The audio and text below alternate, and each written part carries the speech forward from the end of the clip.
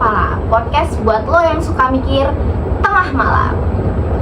Sebelumnya, perkenalkan dulu, gua Nazla sebagai host di segmen hari ini dan teman gua yang kenalin gue Jolanda sebagai host juga di sini, dan kita juga kedatangan narasumber kita yaitu Citra. Halo semuanya. Oke, gue tuh kayak mikir sebenarnya tuh gue capek. Kok kayaknya gue tuh nggak boleh capek ya? Dan topik kali ini tuh bakalan relate abis nih buat kalian-kalian semua yang lahir duluan. Yap, anak pertama punya tanggung jawab yang kadang nggak bisa lo pilih, tapi tetap lo jalanin. Gimana sih rasanya? Pasti berat banget kan? Biar makin dalam ngobrolnya, kita udah kedatangan Citra, anak sulung sejati. Halo Citra. Hai. Makasih udah undang gue di sini. Finally, akhirnya gue bisa curhat karena jujur ya, jadi anak pertama tuh kayak kerja lembur yang nggak pernah kelar gitu. Capek banget.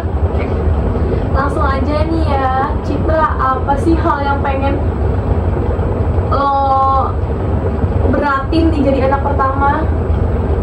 Lebih ke ekspektasi ya kak. Soalnya tuh dari kecil gue selalu dibilang kayak, kamu tuh harus jadi contoh ya untuk adik kamu. Terus juga nggak boleh tuh yang namanya kayak kita ngelakuin kesalahan sedikit pun gitu. Terus juga harus banget ngertiin orang tua, terus adik-adik kita. Terus kalau misalkan mereka butuh di ngertiin, siapa yang bakal ngertiin gue? Waduh, pasalnya tuh nancep di ulu hati, sumpah. Karena gue kan sebagai anak terakhir, enggak sih, gue lebih ke anak tengah. Karena gue anak ketiga nih, gue nggak ngerti gimana jadinya anak pertama. Tapi bener sih, anak pertama tuh sering harus jadi orang dewasa sebelum waktunya. Bener banget. Gue bahkan kerja dari semester 2 buat bantu biaya rumah ya. Tapi di sisi lain tuh gue harus tetap tersenyum gitu.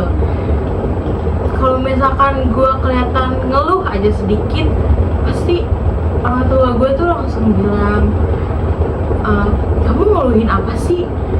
Kamu emang udah bisa ngerasain capek gitu? Kayak apa ya, kayak seakan-akan tuh gue nggak boleh capek gitu.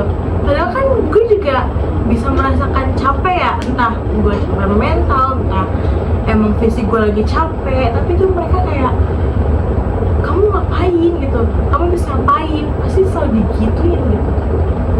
Nah, kita tuh sering banget nih ngomongin soal parentification, anak yang dipaksa dewasa karena keadaan. Pasti banyak kan yang ngalamin, dan yang dialami itu rata-rata anak sulung semua loh.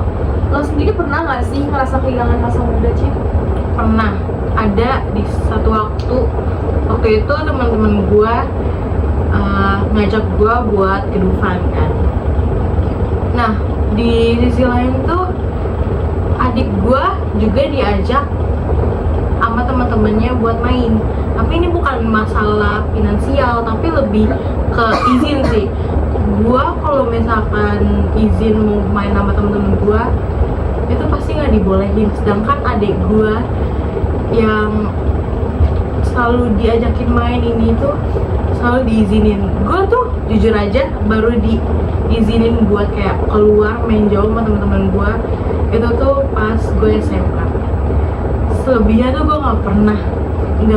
nggak bakal pernah diizinin. Sedangkan adik gue yang waktu itu masih SD ya, itu kayak gampang banget gitu dapat izinnya.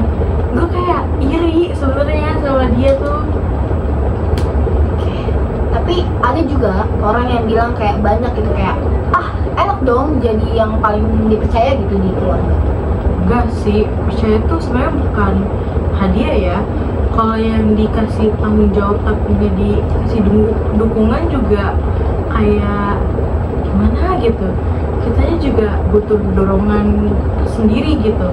Jadi buat apa ya, buat menyalurkan rasa percaya diri kita juga.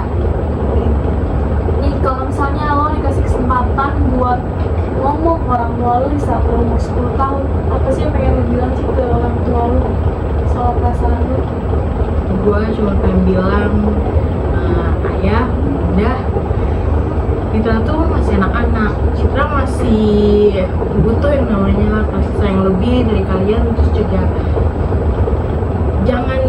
cuma bilang adik masih kecil, ngalah ya sama adiknya. Enggak loh, kita juga butuh di ngertiin juga gitu sebagai anak kalian. Terlalu hebat banget sih. Gue kalau jadi anak pertama gue belum tentu jadi kayak Citra kayak gini. Gue bakal nyerah duluan sih. Kayak pokoknya Citra lu luar biasa banget. Gue kagum sama lo. Dan buat semua anak sulung di luar sana, lo nggak sendirian. Capek lo valid, tangisan lo juga manusiawi. Anak pertama itu bukan orang tua cadangan. Lo berhak punya hidup lo sendiri juga, Citra. Makasih banget guys udah kasih gua ruang di sini. Rasanya tuh kayak baru melepas ransel 50 kilo tau gak sih. Jadi ya plong aja gitu. Oke guys, jangan lupa share episode ini ke kakak lo atau bahkan ke orang tua lo biar mereka ngerti jadi kuat bukan berarti gak lelah. Sampai ketemu lagi di episode berikutnya. Karena semua cerita selalu layak didengerin.